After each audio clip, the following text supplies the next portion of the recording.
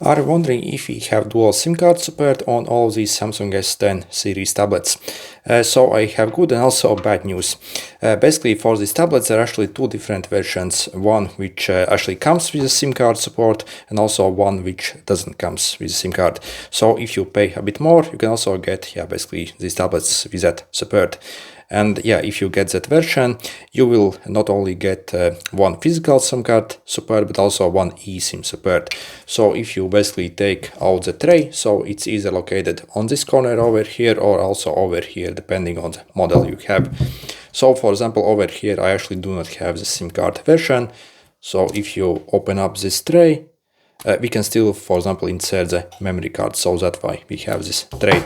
So this is what the version without the SIM card looks like. But if you have a SIM card version, you'll be able to insert one physical SIM card over here.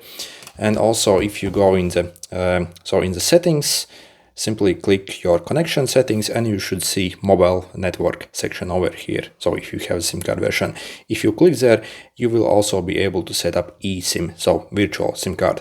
So again, if you pay a bit more for these tablets and get that LTE version, 5G version, then indeed you can run dual SIM cards on this one physical plus one virtual eSIM.